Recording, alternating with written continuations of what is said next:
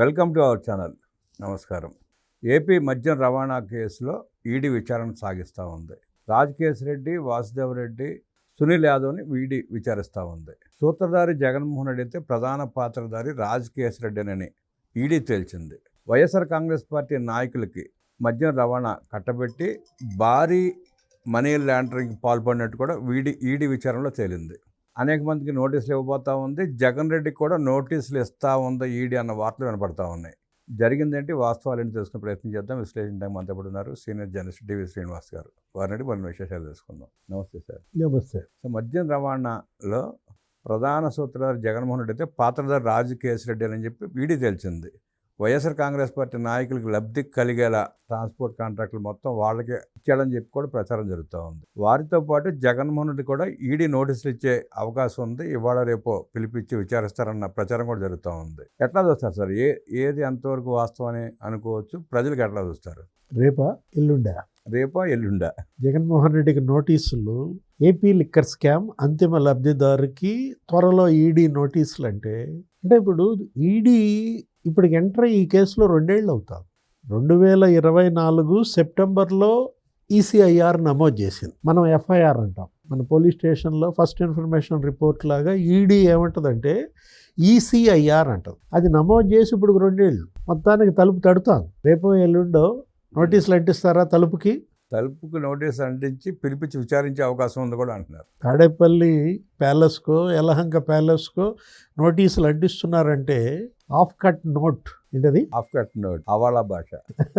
అంటే సగం చిరిగిన కరెన్సీ ముక్క కారుమూరి సునీల్ జగన్ కూడా పంపాడా? అదే అతని ఫోన్లో దొరికింది. అదే కారుమూరి నాగేశ్వరరావు కొడుకు కారుమూరి సునీల్ అతని ఫోన్ స్వాధీనం చేసుకుంటే ఆ ఫోన్లో దొరికింది ఆఫ్ ముక్క, ఆఫ్ కట్. ఇది కరెన్సీ ముక్క. ఇప్పుడు మీకు తెలుసు, సినిమాల్లో చూస్తుంటాం సూట్ కేసులు, సముద్రపు ఒడ్డు, టోపీ. అసలు ఏంటి, వాడు వస్తాడు ఏదో ఆఫ్ కట్ నోట్ ఒకటి ఇస్తాడు. ఇప్పుడు 500 సగం చినిగిన ముక్క ఇచ్చాడు అనుకో, 50 కోట్ల ఇవాళ 500 కోట్లు. అప్పుడు 50 కోట్లు అనుకోవచ్చు, ఇవాళ 500 కోట్లు. ఇప్పుడు 200 నోటు సగం చిరిగింది ఇచ్చాడు అనుకో, 200 కోట్లు. అంటే 10 రూపాయల నోటు సగం చిరిగింది ఇస్తే 100 నోటు, 100 కోట్ల. అంటే ఇప్పుడు గల్ఫ్లో, దుబాయ్లో, లేకపోతే అటు ఆఫ్రికాలో వెళ్ళి మార్చుకోవటం, అక్కడ వ్యాపారాలు చేయడం. మనీ లాండరింగ్ భారీగా జరిగిందని చెప్పి గుర్తించిందండి ఈడీ. దొరికిపోయారు అక్కడ. అంటే ఇప్పటి వరకు ఏది ఈడీ చరిత్ర, ఈడీ ఎన్ఫోర్స్మెంట్ డైరెక్టరేట్ 70 ఏళ్ళు అవుతాడు పెట్టి.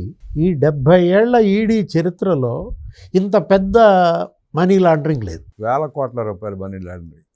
ఇప్పుడు అది 31,000 కేసులు డీల్ చేసి ఈడీ. 31,000 కేసులు ఒక ఎత్తు, ఏపీ లిక్కర్ స్కామ్ ఒక ఎత్తు. ఇప్పుడు ఫెమా నిబంధనల ఉల్లంఘన, ఈ మొత్తం కూడా ఈ ఫెమా నిబంధనల ఉల్లంఘన కేసులు ఎన్ని ఉన్నాయి? 25,000 ఉంటాయి. 25,000 ఫెమా కేసులు ఒక ఎత్తు, ఏపీ లిక్కర్ కేసు ఒక ఎత్తు. అంటే ఢిల్లీ లిక్కర్ కేసు మీకు తెలుసు, ఏది కేజ్రీవాల్, అది 100 కోట్లు అని చెప్పారు కదా. సిసోడియా, లేకపోతే కవిత, మొత్తం వీళ్ళందరూ అరెస్ట్ అయ్యారు అప్పట్లో. అంటే ఆ ఒక్క కేసు మీరు అన్నట్టుగా 100 కోట్లే హవాలా. కాకపోతే దానివల్ల ప్రభుత్వానికి 2,000 కోట్ల నష్టం, ఢిల్లీ ప్రభుత్వానికి. ఇక్కడ ఊరిని హవాలా కమిషన్ 100 కోట్ల పైన ఇచ్చుంటారు వీళ్ళు. ఇక్కడ ఏంటి, ఇక్కడ ఇప్పుడు వాళ్ళు ఉన్నారు కదా హవాలా ముంబై వాళ్ళు, బ్యాచ్ బోల్డ్ మంది ఉన్నారు, ఏది మార్చిన వాళ్ళు. వాళ్ళందరికీ తలా 100 కోట్లు ఇచ్చుంటారు. ఇప్పుడు ఇవాళ కారుమూరి సునీల్, లేకపోతే అతను కేశరెడ్డి రాజు, వాసుదేవరెడ్డి ముగ్గురిని విచారిస్తోంది. వేరువేరుగా విచారిస్తోంది, కలిపి విచారిస్తోంది. ఏం చెప్పాడు సునీల్? నాకు అసలు ఏం తెలియదు, మా నాన్న నన్ను ఇరికిచ్చాడు, మీరు ఏదైనా ఉంటే మా నాన్న జగను వాళ్ళ సంగతి చూడండి అని చెప్పాడు. అంటే కారుమూరి సునీల్ అతను ఏంటి, మొన్న పార్లమెంటుకు నిలబెట్టారు. అతని భార్య కీర్తి, ఆమె అకౌంట్లో డబ్బులు బ్యాంక్ ట్రాన్సాక్షన్లో పట్టుబడ్డారండి. ఇక్కడ పట్టుబడిన బ్యాచ్ అంతా మిథున్ రెడ్డి దగ్గర నుంచి చూడండి. మిథున్ రెడ్డికి నెలకి ఎంత ఇచ్చారు లంచం? 5 కోట్లు ఇచ్చారు ఫస్ట్లో. నెలకి 5 కోట్లు ముడుపులు ఇచ్చేటట్టుగా. ఇంకా ఆ వాటాలు అవి మామూలే. అంటే పెట్టుబడికి వడ్డీ రూపంగా 5 కోట్లు. 5 కోట్లు క్యాష్ తీసుకునేవాడు. ఒక నెల ఏం చేశారంటే వాళ్ళు క్యాష్ కాదులే అని చెప్పి అకౌంట్లో వేశారు. ఏ అకౌంట్ అది? పిఎల్ఆర్ కంపెనీ అకౌంట్లో.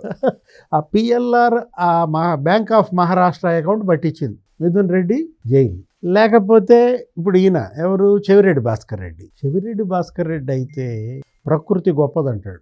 ఆ ప్రకృతే ఇవాళ వీళ్ళందరినీ జైలుకి పంపిస్తుంది, పట్టిస్తోంది. అంటే ఇప్పుడు చెవిరెడ్డి భాస్కర్ రెడ్డి వెందోడు వెళ్ళామనుకోండి, ఆ గూడూరు దగ్గర ఉంటుంది. ఆ వెందోడు వెళ్తే 260 ఎకరాలు. ఎన్ని ఎకరాలు? 260 ఎకరాలు ఒకటే పెట్టి ₹1,00,00,000 ఖరీదు వాళ్ళ. అరే దాన్ని మళ్ళీ అరవిందోకి అమ్మేశాడు. అరవిందో అంటే ఇప్పుడు ఇదే విజయసాయి రెడ్డి అల్లుడు శరత్ చంద్రారెడ్డి. ఆయన అటు ఢిల్లీ లిక్కర్స్ కేసులో ఉన్నాడు, ఇప్పుడు ఇందుట్లో కూడా ఆయన పాత్ర. దాంట్లో జైలుకి వెళ్ళాడు. అంటే ఇప్పుడు జగన్మోహన్ రెడ్డి మొత్తం మీరే అన్నారు, కర్త కర్మ క్రియ జగన్మోహన్ రెడ్డి. కేసిరెడ్డి రాజు కాదు, వాళ్ళు పాత్రదారులే కదా. విజయసాయి రెడ్డి తెలివిగలాడు. జగన్ మీద ప్రేమ చచ్చిపోవాలా, ఊరికే మనం అనుకుంటాం కానీ నీ మనసులో నా మీద ప్రేమ ఇరిగిపోయింది, నా మనసులో నీకు స్థానం లేదన్నాడు కానీ ఒకటిదే ప్రేమే. జగన్మోహన్ రెడ్డి పేరు చెప్పలేదు కదా, ఎంతవరకు చెప్పలేదు. విజయసాయి రెడ్డి అన్నీ చెప్పాడు కానీ ఇవాళ మాణిక్యం ఠాగూర్ ఏ మాటకు ఆ మాట చెప్పుకోవాలి. ఆయన చెప్పాడు ఏంటి, master mind mister and Mrs Jaganmohan Reddy అన్నాడు. ఆమె పాత్ర ఇవాళ జగన్మోహన్ రెడ్డి మిసెస్ ఏంటి, గోల్డ్. అసలు ఇంతవరకు ఏ కేసుల్లో ఇంత గోల్డ్ లేదండి. గోల్డ్తో పాటు ప్లాటినం అండి సార్, ప్లాటినం కూడా బోల్డ్ అంత ప్లాటినం అండి. భారీ ఎత్తున మొత్తం ఇందులో జ్యువెలరీ మర్చెంట్స్ అవే ఒక 12 షాపులు ఉన్నాయి. అటు ముంబైలో కానీ, లేకపోతే ఇటు మా చెన్నైలో కానీ, ఇటు హైదరాబాద్ కానీ 10-12 జ్యువెలరీ షాపులు ఇందులో మరి ముద్దాయిలుగా ఉన్నాయి. ఢిల్లీ లిక్కర్ కేసులో ఉన్న ఓ నిందితుడికి స్పెషల్ ఫ్లైట్ ఏదో ఉందంటండి, ప్రైవేట్ జెట్ ఏదో. దాంట్లో జరిగిందంట మొత్తం ట్రాన్సాక్షన్. ఇక్కడి నుంచి దుబాయ్ డబ్బు కానివ్వండి, ప్లాటినం కానివ్వండి, గోల్డ్ కానివ్వండి, అన్నీ దాంట్లో వెళ్ళిపోయినాయి అంట. ఇప్పుడు ఇక్కడ 7 రకాలుగా మనీ లాండరింగ్ చేశారు, 5 రకాలుగా మనీ రూటింగ్ చేశారు. ఎత్తుకుపోయిందేమో ఈ డబ్బు 7 రకాలుగా. ఎంత ఎత్తుకుపోయారని దగ్గర ఒక 50-60 వేల కోట్లు అంట.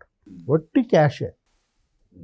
విదేశాలకు పంపించింది కానీ, ఇక్కడ భూములు లేకపోతే ఇవి కొన్నది కానీ, కంపెనీలు పెట్టింది కానీ, ఈ గోల్డ్ కానీ 50-60 వేల కోట్లు అంట. కానీ వీళ్ళు ఏమంటున్నారు, ఏదో 400 కోట్లు ట్రాన్స్పోర్ట్ మీద వీళ్ళ ముగ్గురిని విచారిస్తున్నారు. బాక్సుల కమిషన్ మీద 3,500 కోట్లు, ట్రాన్స్పోర్ట్ మీద 400 కోట్ల మీద మాత్రం విచారణ జరుగుతూ ఉంది. అది విచారిస్తుంటే 1,000 కోట్లు బయటపడతా ఉన్నాయి మనీ లాండరింగ్ సంబంధించి. ఇక్కడ ఏంటంటే అటు దుబాయ్లోనే ఒక పెద్ద డెన్ ఉందని, అక్కడ వీళ్ళు లాజిస్టిక్ కంపెనీలు పెట్టారని, బూనేటి చాణక్య అనేవాడు కానీ, లేకపోతే అక్కడ ఉన్నటువంటి ఆ ఈశ్వర్ కిరణ్ కుమార్ రెడ్డి కానీ, వీళ్ళందరూ కూడా అక్కడ అసలు వాళ్ళకి గోల్డెన్ వీసా ఉందన్నారు. 10-15 మంది అక్కడే ఉన్నారు. ఎక్కడ, దుబాయ్లో. ఈ దొంగలందరూ కూడా ఇప్పటికీ వాళ్ళు ఇంకా సరెండర్ కాలేదు. అటు సౌత్ ఆఫ్రికా చెవిరెడ్డి, పెద్దిరెడ్డి, జగన్మోహన్ రెడ్డి బంధం మీకు తెలిసిందే. వాళ్ళ తమ్ముళ్ళు ఎవరు ఉన్నారండి చెన్నైలో, ఎక్కడ ఉంటారు, సునీల్ రెడ్డి, అనిల్ రెడ్డి ఎవరు, జగన్మోహన్ రెడ్డి బాబాయ్ కొడుకు. గ్లోబల్ పేరిట భారీ mines, gold mines, coal mines, liquor బిజినెస్లు ఇవన్నీ బోర్డు ఉన్నాయి అంటండి అక్కడ. అదే అసలు బీజం. మీరు చెప్పినటువంటి ఆ రెడ్డి గ్లోబల్ కంపెనీ సౌత్ ఆఫ్రికాలో అప్పుడు సిసి రెడ్డి, ఆయన ఏంటి రాజశేఖర రెడ్డికి అడ్వైజర్, రాజశేఖర రెడ్డికి IT advisor CC Reddy. Visu consultancies అవి ఉంటాయి, మోహన్ బాబుకి ఇళ్ళకు కూడా చుట్టాలు. రాజశేఖర్ రెడ్డికి CC Reddy IT advisor South Africa, land scams లేకపోతే ఇప్పుడు ఈ లిక్కర్ స్కామ్స్. అట్లాగే జగన్మోహన్ రెడ్డికి ఐటీ అడ్వైజరు కేసిరెడ్డి రాజు, ఇదే ల్యాండ్ స్కామ్స్ మరి ఈ లిక్కర్ స్కామ్స్. ఆ అనిల్ రెడ్డి, సునీల్ రెడ్డి, ఇప్పుడు సిసి రెడ్డి, వీళ్ళందరూ కలిసి అప్పుడు అక్కడ ఎస్టాబ్లిష్ చేశారు. ఏది, సౌత్ ఆఫ్రికాలో భూములు కొన్నారు. అప్పట్లో సిసి రెడ్డి ఏమని చెప్పాడు చెప్పనా, ఒక 1000 మందిని నేను కెన్యా తీసుకెళ్తాను, రైతుల్ని. కెన్యా, జాంబియా, ఇంకా 2-3 కంట్రీస్ చెప్పారండి. అక్కడ మొత్తం 4 కంట్రీస్లో లక్షల ఎకరాల భూములు కొన్నారంట. Mines, gold mines, coal mines అన్నీ ఏళ్ళయ్యాయి. ఈ లిక్కర్ షాపులు వీళ్ళే తయారీ చేయటం, ఈ మద్యం తయారీ అంతా అక్కడి నుంచి వచ్చిందే ఇక్కడికి. అక్కడ వాళ్ళని చంపేశారు, ఇక్కడ వాళ్ళని చంపేశారు. మీరు చెప్పిన రెడ్డీస్ గ్లోబల్, దాన్ని అసలు అక్కడ సౌత్ ఆఫ్రికా మినిస్టరే వెళ్ళి సీల్ వేశాడు. మీకు గుర్తుండే ఉంటుంది, ఆ విజువల్స్ కూడా మీరు స్క్రీన్ మీద చూసుంటారు. సౌత్ ఆఫ్రికా మినిస్టర్ స్వయంగా వచ్చి ఒక లిక్కర్ షాపు తయారీ కర్మాగారానికి సీల్ వేసాడంటే ఈ అనిల్ రెడ్డి, సునీల్ రెడ్డి పాత్ర. వాళ్ళు ఇచ్చిన ఫార్ములా బేస్డ్గానే జగన్మోహన్ రెడ్డి ఈ తయారీ, లిక్కర్ స్కామ్ మొత్తం డిస్టిలరీలన్నీ బెదిరించి కబ్జా చేసి వాళ్ళ దగ్గర వసూళ్లు చేశారు. వాళ్ళ డిస్టిలరీలు కబ్జా చేసి వీళ్ళే ఈ మద్యం తయారీ చేయటం. మద్యం కాదు కదా అది, అదేంటది, విషం తయారు చేసి జనంతో దాగించి చంపారు. అంటే ఇవాళ వాళ్ళ ఉసురు తగిలింది. ప్రకృతి గొప్పది అని చెవిరెడ్డి అన్నాడంటే కారణం ఇదే. మొత్తం ఇవాళ అందరూ జైలుకి వెళ్ళారంటే జగన్మోహన్ రెడ్డి ఇప్పుడు ఈడీ ఏది రేపొద్దున విచారణకు పిలిపిస్తే జగన్మోహన్ రెడ్డి మొత్తం ఎంతెంత అమౌంట్, ఇప్పుడు 1,00,000 కోట్ల మద్యం అమ్మారు, దానికి తయారీకి ఎంత అయిందండి? 9,000 కోట్లు. అంత కూడా అయి ఉండదు ఎవరండి, వాటరేగా. అసలు మామూలుగా మీరు చెప్పినట్టుగా ఏది నిఖార్సైన మద్యం తయారు చేస్తే అయ్యేది. వీళ్ళంతా ఇదే చేసింది, కెమికల్స్తో చేసిందే కదా. కెమికల్స్తో నెయ్యి చేశారు, కెమికల్స్తో చేశారు ఈ మద్యం కూడా. అప్పుడు ఈ దీంట్లో మరి ప్రభుత్వ ఖజానాకి జమ అయింది ఎంత అన్నారు? 25,000 కోట్లు అన్నారు. ఆ 25 ఈ 10 తీసి పక్కన పెట్టిన దగ్గర 65,000 కోట్లు. ఏది విదేశాలకు వెళ్ళింది కానీ, ఈ భూములు కొన్నది కానీ, ఇప్పుడు ఎంత జప్తు చేశారు? మొత్తం కలిపి 300 కోట్లు ఒక 500 కోట్లు. ఏది ఇప్పటి వరకు ఈడీ జప్తు చేసింది. ఈడీ ఇంతవరకు అసలు దేశవ్యాప్తంగా 70 ఏళ్లలో జప్తు చేసింది ఎంతో చెప్పనా?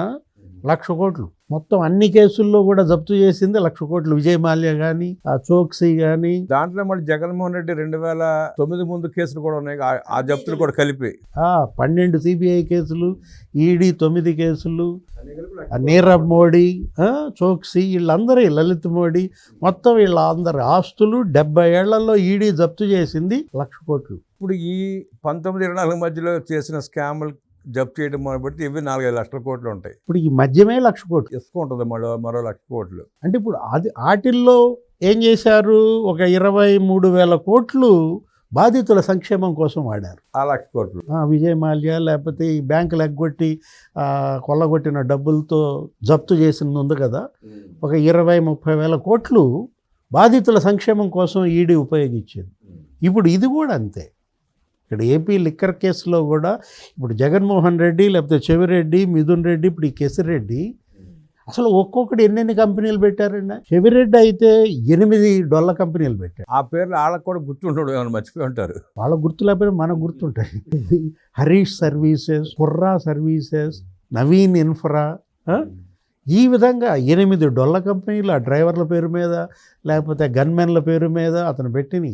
అతను ఉన్నాడు ఎవరు? జగన్మోహన్ రెడ్డి ఓఎస్డి కృష్ణమోహన్ రెడ్డి, ఆయన కొడుకు పేరు మీద 5 కంపెనీలు పెట్టించాడు. ఎవరు? అతని పేరు కూడా రోహిత్ రెడ్డి. ఒక్కొక్కడు సాఫ్ట్వేర్ కంపెనీలు ఇన్ని పెట్టారంటే, కొలంబోలో వ్యాపారాలు, సౌత్ ఆఫ్రికాలో వ్యాపారాలు, ఈ మొత్తం కూడా జప్తు చేయాలి.